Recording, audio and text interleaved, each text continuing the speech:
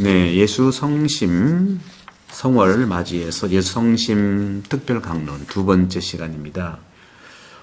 어제도 계속 말씀드린 것처럼 예수 성심, 어제는 예수 성심, 신심의 출발점인 마르가리타 마리아 알라코크 수녀에게 발현한 예수 성신 신심의 토대를 말씀드렸고, 그것이 이제 얀세니즘과 어울려서 나오면서 동시에 우리가 조심해야 될 것이 바로 사람은 외적인 행위, 외적인 행위로만 우리가 바라봐서는 안 된다는 거죠.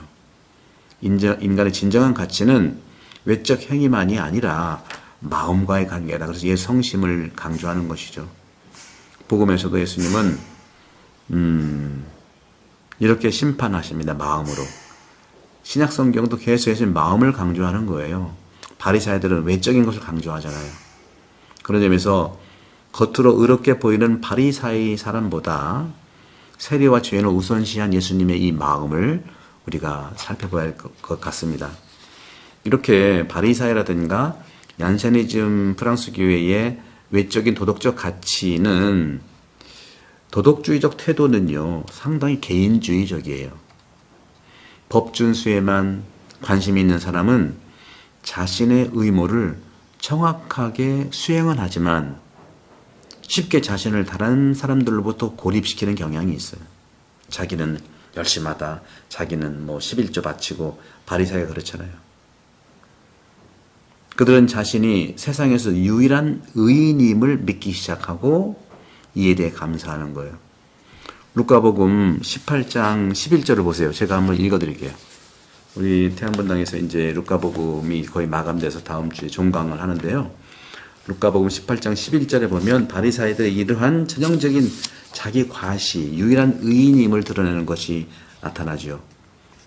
바리사이는 꼿꼿이 서서 혼잣말로 이렇게 기도하였다. 오 하나님, 제가 다른 사람들, 강도짓을 하는 자나 불의를 저지르는 자나 간음을 하는 자와 같지 않고, 벌써 평가, 판단, 심판까지 하잖아요. 저 세리와도 같지 않으니 하느님께 감사드립니다. 그러면서 자기 과실을 계속 드러내요. 12절부터 2번 단식 일주일에 하고, 소득에 11조 바치고, 여러 가지. 하지만 세리는 멀찍이 하늘을 향해 눈을 둘 엄두도 못 내고 가슴을 치면서 오 하느님이 죄인을 불쌍히 여기소서. 예수님께서 말씀하셨어요. 내가 너에게 말한다. 그 바리사이가 아니라 이 세리가 의롭게 되어 집으로 돌아갔다. 누구든지 자신을 높이는 이는 낮아지고 자신을 낮추는 이는 높아지게 될 것이다. 높아질 것이다. 이처럼 그들은 천국에서 상을 받을 자격이 있다고 믿는 거예요. 마음의 태도가 전혀 다르죠. 마음이 있는 사람은요, 자신의 행동을 다른 사람들과의 관계에서 늘 고려를 합니다. 죄라고 하는 것, 그리고 일반적으로 사람의 모든 결점은 그것이 결점 때문에, 죄 때문에 그를 슬퍼하는 게 아니에요. 그 결점으로, 그 죄로 인해서 누군가를 슬프게 하고 상처를 입혔기 때문이 아니겠습니까? 예수 성심께 드리는 기도에서 우리는 소위 죄 지음을 회개합니다. 이것은 단순히 감상이 아니라, 감정이 아니라 죄에 대한 참된 인식, 통찰, 알아차림이죠. 우리가 매번 미사 때 내 탓이요, 내 탓이요, 내 큰 탓으로소이다. 생각과 말과 행위로, 그리고 자주 의무를 어긴 거, 습관. 우리가 매번 이렇게 하다 보니까 진정한 통찰보다는 그냥 습관이 될 수도 있잖아요. 그런 점에서 단지 율법을 위반하는 것에 근거에서가 아닙니다. 죄짓고 결함이라는 것은.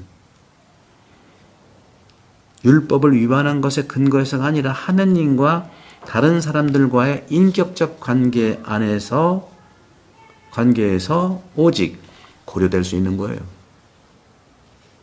나 자신이 누군가의 기분을 상하게 했다고 고백하는 것은 굴욕적인 것처럼 보일 수 있어요. 오늘날 세상 현실을 바라봅시다. 교만한 사람에게는 용서를 구해야 해요. 자비로운 사람에게는요, 함부로 합니다. 용서를 구하지 말아야 한다는 세상이 되어버린 거예요. 오늘날 얼마나 많습니까? 정치권, 사회에서도 미안하다는 말을 하지도 않고요. 유전무죄, 무전유죄라는 말도 있고요. 있는 사람한테, 그러니까 강자한테 약하고 약자한테 강하고 이런 거죠. 예수님은 그렇게 하지 않았어요. 마음을 들여다봅니다. 아버지에게 죄를 지었다고 고백한 탕자, 돌아온 아들이죠. 루카복음 15장. 그 탕자는 부모의 선하심을 새롭게 경험하게 된 거예요. 자비로운 분한테 용서를 구하는 거잖아요. 강자한테 구하는 게 아니에요. 자신의 결점을 하느님의 마음에 대한 모욕으로 인식하는 것은 그분의 사랑과 모든 것을 용서하려는 의지를 새롭게 재발견하는 것입니다. 그렇기 때문에 이제 다음 시간에 더 정확하게 이 말씀을 좀 드리도록 할게요. 예수님께, 다시 말해 예수 성심께 대한 신심의 전형적인 요소가 무엇일까? 바로 이것은 자신의 죄와 온 세상의 죄에 대한 용서를 구하는 거예요. 우리가 예수 성심 성월이기 때문에 올해 이 매일사책 맨 마지막 몇 쪽이죠? 177쪽에 예수 성심 성월 기도, 예수님께 천한 만민을 바치는 기도잖아요. 지극히 어지신 구세주 예수님, 주님 앞에 꿇어 경배하오니 저희를 굽어 살피소서, 저희에게 자비를 베푸소서 하는 세리의 기도랑 같은 거예요. 저희는 이미 주님의 백성이오니 언제나 주님과 함께 살아가기를 바라나이다. 주님과 하나 되고자 오늘 저희를 주님 성심께 봉헌하나이다. 하나 되기 위해서 봉헌하는 거예요. 주님과 하나 되기 위해서. 일찍이 주님을 알아보시지 못한 사람도 많고, 주님을 알고도 주님의 계명을 저버리고 주님을 떠난 사람도 많사오니, 알아보시지 못한 분들, 우리 태안본당 6월 16일 예비자결이 시작되는데, 저는 그래서 교수를 늘리려는 것이 아니라 예수님을 알아보도록, 예수님께 초대할 수 있도록, 예수님께 인도하도록 하는 것이 목적이에요. 알고도 주님을 계명을 버린 분들, 소위 코로나 이후로 우리가 나오지 못하는, 비행기가 뜨는데 소리가 좀 양해 부탁드립니다. 주님을 떠난 사람도 많다는 거죠. 여러 가지 이유로. 지극히 인자하신 예수님, 이런 사람들도 다 불쌍히 여기시어 주님의 성심께 이끌어드리소서. 얼마나 간절한 기도입니까? 예수 성심께 천한 만민을 바치는 기도예요. 주님께서는 목자이시니 주님을 떠나지 않는 사람을 보살피시고, 이미 주님을 떠난 사람들은 다시 아버지의 집으로 돌아오게 하소서. 굶어 죽는 일이 없게 하소서. 일용할 양식. 세상에 얼마나 배고파 돌아가시는 사람들이, 어린이들 얼마나 많습니까? 우리는 그래서 선교사로서 살아가야 되죠. 우리는 지난 주일에 그리스도 성체와 성일 대축일에 몽골에서 평생을 성체성도의 삶을 살다가 돌아가신 김성현 신부님 영상을 강론 대신에 봤어요. 굶어 죽는 사람들과 함께 사신 김성현 신부님이세요. 옹졸한 고집에 사로잡힌 사람들이나 불목하여 갈린 사람들도 부르시어 저희가 모두 같은 신앙을 고백하며 한 우리에서 한 목자 밑에 살게 하소서. 옹졸한 고집에 사로잡힌 사람, 이완된 마음, 딱딱한 마음을 지니고 자기밖에 모르는 사람, 또 불목하고 화나고 여러 가지 경제관계, 이익관계로 갈라진 사람들도 불러다는 거예요. 저희가 모두 같은 신앙을 고백한다는 겁니다. 한 우리 안에서 한 목자 밑에 살게 해달라는 거예요. 이게 바로 성심이에요.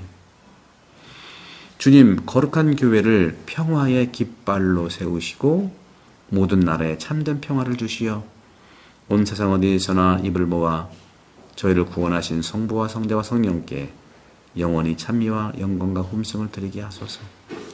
부활신앙을 살게 해달라는 거죠. 저는 이렇게 신학교에 오래 있다가 본당에 나와보니까 우리 교우들에게 정말 필요한 것이 무엇인가를 늘 기도합니다. 저는 그래서 부활이라고 하는 제목으로 소책자를 하나 좀 준비할까 영감이 떠올랐어요. 뭘까요? 예수 부활 대축일부터 해서 그 다음에 승천 대축일 예수님, 그 다음에 성령 강림, 그 다음에 삼위일체, 그 다음에 예수 말씀드리면 이제 그리스도 성체와 성혈, 예수 성심성월, 사제성화, 이렇게 6가지 주제가 바로 예수 부활 신앙이거든요. 이 부분을 충분히, 그래서 저도 이제 강론했던 내용들을 좀 잘 정리해서 부활이라는 그런 부활신앙이라고 해요. 부활신앙이라고 하는 제목으로 좀 준비를 하고 있는 일정이 하나입니다.